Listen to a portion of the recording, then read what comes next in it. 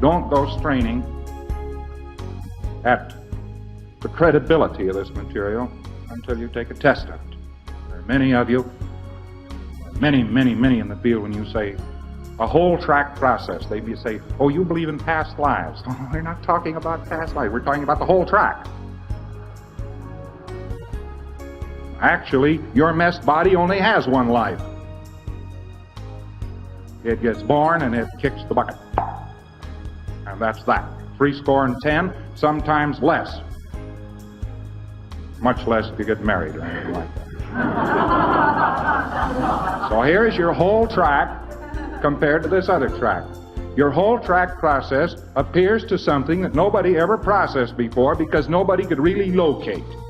And that is the theta body, the actual you, which goes back practically to the beginning of time. That is one track for it. Now in your messed body, you have one track for it, and it's one lifetime. And what you're deciding when you say, well, this whole track stuff, I don't believe in that. And over here is this thing, and messed body, one lifetime, everybody knows you only live once. What you're actually deciding is not whether or not there are past lives. You're deciding whether or not you're processing the theta body or the mess body. See how it could be? So that those people that are saying, no past track, nothing like that, born only once, they're just arguing from an actual fact, and their conviction is born out of this fact. Their mess body gets conceived, gets born, and dies. And that is the end of it. Somebody shovels it off, $63 cut rate funeral. Everybody goes to the funeral parlor and cries and says there's 97 cents worth of mess. Only they don't say that. They say there's poor old Uncle Joe and he will never be himself again. Well, he sure won't. And then there's this other thing, the theta body.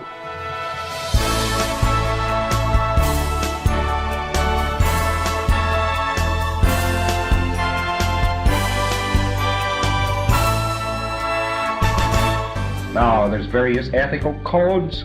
An ethic really is different than a code.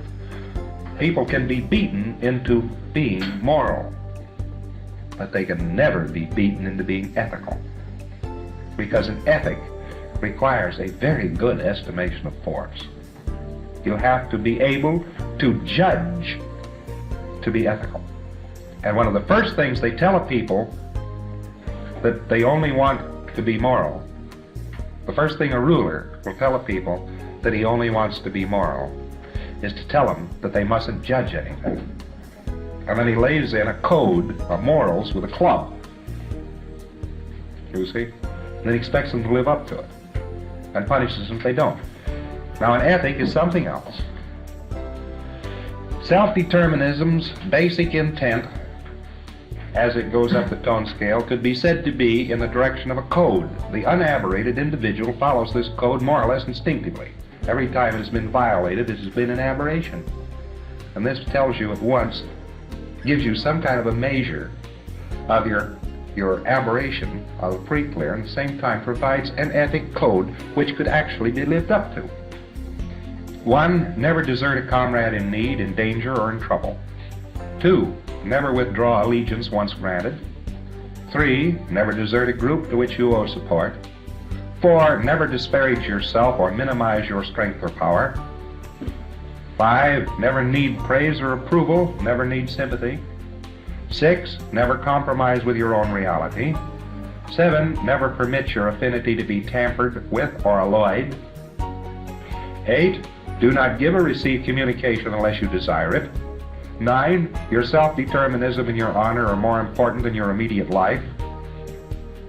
10, your integrity to yourself is more important than your body. 11, never regret yesterday. Life is in you today and tomorrow is made for you. 12, don't desire to be liked or admired. 13, don't be afraid to hurt someone else in a just cause. 14, be your own advisor, keep your own counsel, accept your own opinions. 15, be true to your own goals. The only way you can lose is to be dissuaded from carrying out your own goals. And that would be actually an ethic, because it works out in the field of reason rather than a code. Shows you how far, though, a society normally is from that conduct. Society is way away from that conduct.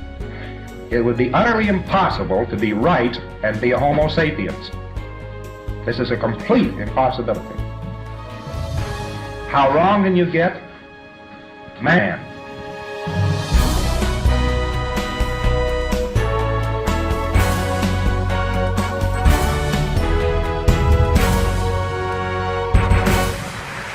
Dianetics, 1955, by L. Ron Hubbard. This is to be typed directly on the multilitho plates, single-spaced. This is Chapter 1.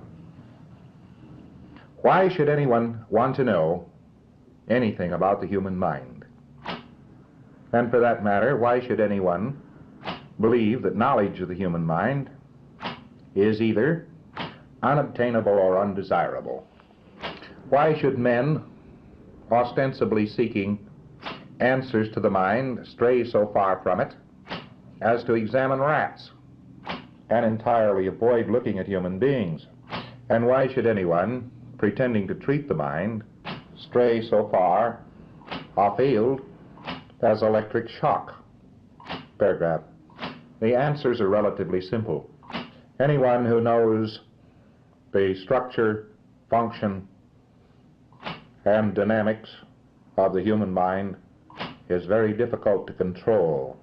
The only way a mind can be controlled is by enforcing upon it ignorance of itself. You start auditing a pre-clear and you discover it's the times when he stopped communicating that he went by the boards. Just that. He stopped communicating. He decided he would no longer communicate in that direction, or he would no longer communicate with that thing, and that pre-clear went by the boards. And you can go back in the lives of any one of the pre-clears you have, and you will find out inevitably it's when he decided to do nothing and decided to stop communication that he went to pieces. The only thing that is thoroughly against the law in this universe is to communicate. And the only thing you can do wrong is not to communicate. And between these two factors, you get a very big game.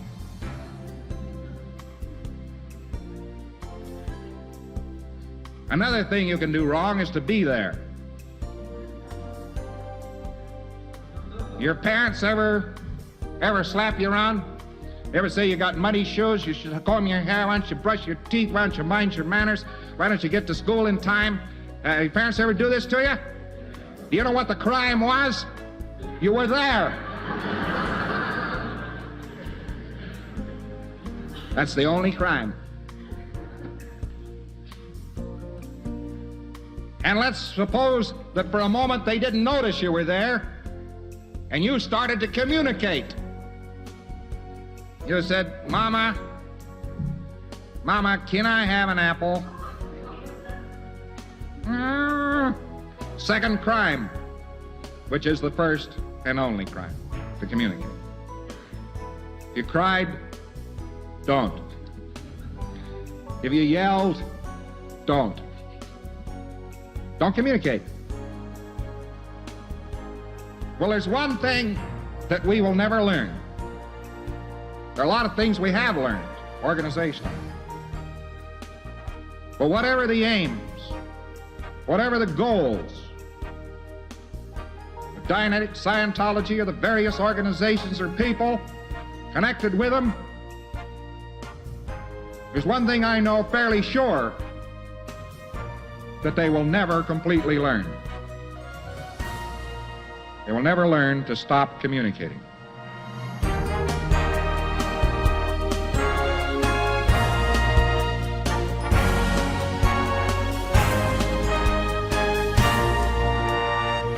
Yes, that's how you achieve total knowingness.